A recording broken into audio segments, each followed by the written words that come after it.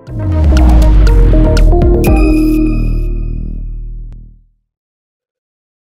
bagaimana supaya AI tidak menjadi pseudoscience ini ya elaborasi kita di kuliah ini ya. Tentu ini bisa Bapak Ibu nanti misalnya tuliskan ya, jauh lebih baik lagi dengan berbagai sumber ya. Nah, ini salah satu tadi kan sudah ada pendekatan Imre Lakatos, Research Program, kita sebut Mario Bunga itu sebagai apa namanya? Perkembangan terakhir dari Imre Lakatos lah, Larry Lautan dan lain-lain ya. Jadi kalau ngomong pseudoscience atau enggak itu enggak bisa sekedar memfalsifikasi sebuah teori atau enggak, itu tetap jadi basicnya. Tapi ini dalam sebuah kerangka yang lebih besar ya. Jadi kalau sains mengakui dirinya sains, nggak punya komunitas, nggak ada 10 faktor itu nggak jelas itu ya sulit kita sebut sains ya. Nah, kemudian kalau di perusahaan atau di institusi itu salah satu cara praktisnya untuk AI itu menegakkan AI governance ya. Ini yang di Indonesia jarang sekali ada. Dimana walaupun AI itu pakai machine learning tapi dia tetap explainable. Ya, tetap bisa dijelaskan. Faktor apa yang menyebabkan kredit scoringnya itu diprediksi dia itu nggak layak terima kredit dan lain-lain. Gimana supaya akuntabel? Walaupun pakai AI, kalau ada apa-apa, jelas siapa yang tanggung jawab. Gimana supaya tetap aman, robust, dan secure. Ya, ada 5 setidaknya prinsip menurut OECD. Ya. Yang menarik lagi tetap human-centered values dan fairness. Jadi nilai-nilai yang dilayani oleh AI itu tetap manusia. Nilai-nilai manusiawi. Ya. Kemudian inclusive growth, sustainable development, dan well-being. Nah, ini kira-kira 5 ya, 5 principle of AI governance. Tentu ada detilasinya ya, tapi paling enggak message-nya kalau mau penerapan AI di perusahaan atau di masyarakat atau di institusi pemerintah itu tidak menjadi pseudoscience dan terkendali, paling enggak coba mulai terapkanlah AI governance. Nah, itu kira-kira beberapa poin-poin solusi yang kita tawarkan kesimpulan sementara ya, atau saya tidak berani menyebutnya kesimpulan ya, cuma remarks lah ya dari kuliah kita ini ya. Artificial intelligence itu akan menjadi tangguh ya, akan menjadi suatu ketangguhan saintifik. Prinsipnya kalau dia itu secara metodik bisa kita bantah. Jadi kita mengembangkan AI itu spiritnya tetap membantah dia, mengujinya, itu paling penting. Dan menguji itu tidak cukup hanya mengetahui confusion matrix atau nanti misalnya recall kalau untuk classifier ya, atau false positive rate dan lain-lain. Mengujinya itu harus betul-betul pengujian yang dahsyat ya. Satu dataset yang sama itu kita uji dengan berbagai sisi ya, dengan k-fold atau dengan berbagai macam alternatif, dan tidak cukup dengan itu ya. Kita nanti uji empirik ya. Kemudian uji bisnis ya, ketika diterapkan tuh apakah dia betul-betul berguna atau enggak.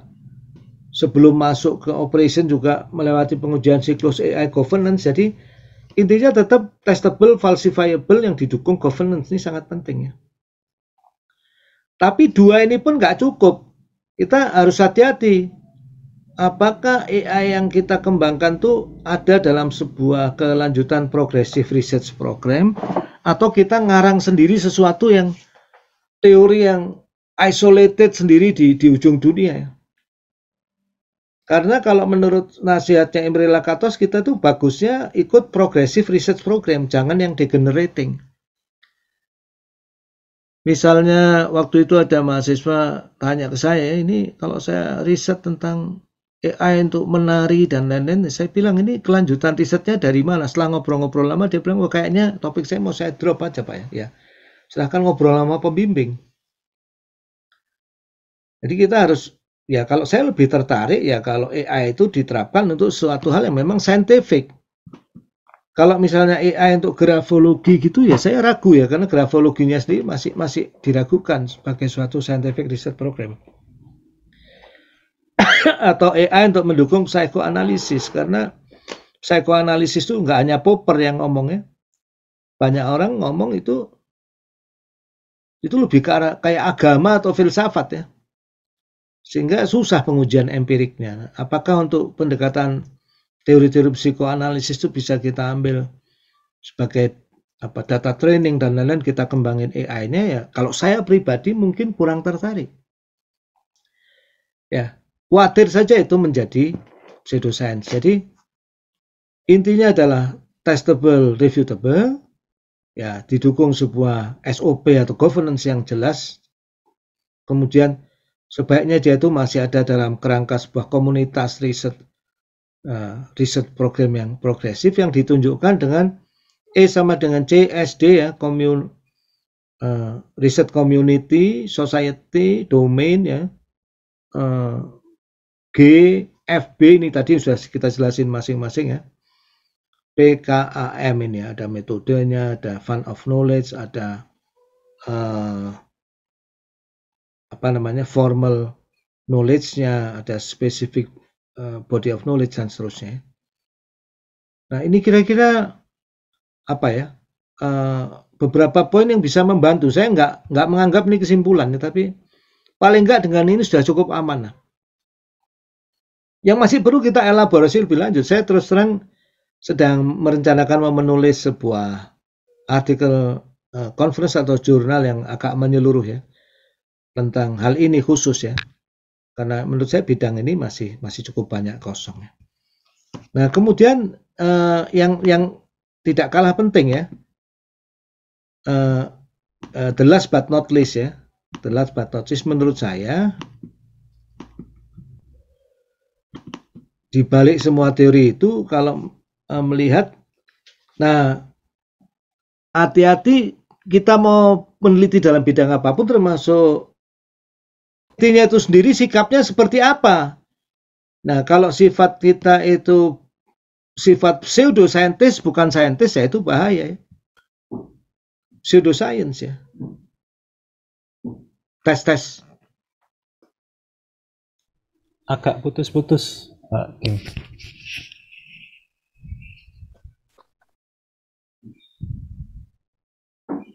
Sempat putus-putus sebentar tadi. Sekarang ini udah kelihatannya udah. Terdengar suara saya sekarang? Sudah, Pak. Sekarang terdengar, Pak. Terdengar tadi. Jadi ya basically saintis itu ya selalu pakai logik sebaiknya ya. Selama masih bisa pakai matematik ya gunakanlah matematik atau at least statistik. Selalu mencoba menggunakan data terbaru, cari counter example. Kalau ada beda pendapat atau beda dengan hasil riset lain, coba pecahkan itu melewati pengujian atau komputasi. Jadi tidak ngotot ya bahwa teori saya yang terbaik, teori saya yang paling benar. Ini memang menarik ya, poin terakhir dari Pak Profesor Mauro Bunga itu ya. Dia mengidentifikasi kalau ujung-ujungnya sains dan pseudoscience itu sikap.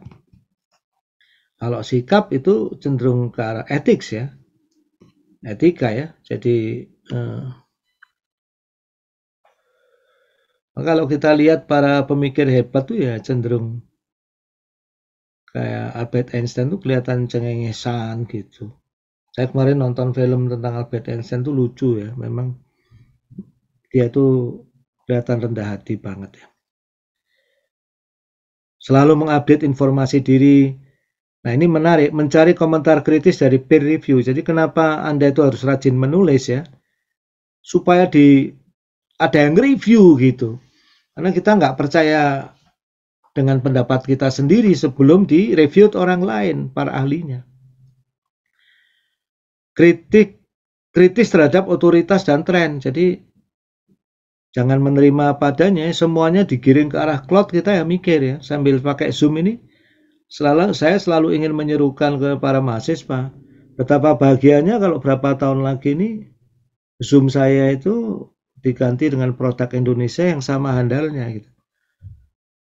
Karena ya sambil jalan ini semua kita harus tetap berpikir kritis dalam segala hal, termasuk ini uangnya mengalir kemana gitu.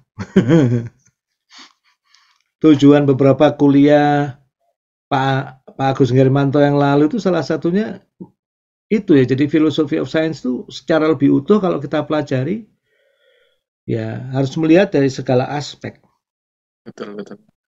Nah, terus menerima dan melaporkan secara jujur data yang menyimpang. Kalau data ada yang menyimpang ya jangan disembunyiin, justru itu adalah temuan gitu. Temuan untuk perbaikan riset program yang sedang kita jalani untuk komunitas semua ya, untuk sains itu sendiri dan untuk kemanusiaan. Saintis itu menulis dan mempublikasi tanpa menyembunyikannya, jadi dia itu supaya bisa dipahami semua orang. Nah, sebagian industri ini kadang-kadang pseudosaintis ya. Ini algoritma kriptografi hanya diketahui oleh industri ini, nggak dideklar, itu pseudosaintis. Ya akibatnya ya kayak obat herbal yang bisa menyembuhkan 1000 penyakit tadi ya, statusnya nggak naik dari sana ya. Akhirnya bobol juga. Di bidang kontrol itu ada 8 naga kontrol ya. Itu pemain-pemain gede. Produk-produk di industri itu kecuali pasti dari mereka. Sehingga seluruh insinyur kontrol yang nggak terkait itu praktis ilmunya nggak kepakai di industri. Nah ini karena industri-industri itu memang meng-close ya. Orang lain nggak boleh masuk gitu. Nah beda dengan tradisi Open Python atau Hadoop yang memang malah dideklar ya. Google apa semua itu dibuka semua. Semakin dibuka ya mereka harus inovasi lagi yang terdepan kalau mau di depan. Dan saya lebih cocok dengan gagasan itu ya. Secara filosofis knowledge itu bukan, nggak ada hak milik dalam knowledge itu sebetulnya. Itu ada karunia Tuhan untuk seluruh manusia ya. Kalau bisa dipublikasi, publikasi saja gitu. Ya. Supaya bisa dipahami oleh semua orang dan dikritik. Nah, terus poin menarik dari Mario Bunga itu, saintis itu tidak menganggap riset itu jalan untuk menjadi selebritas instan ya. Tapi pseudosaintis iya, itu hati-hati tuh.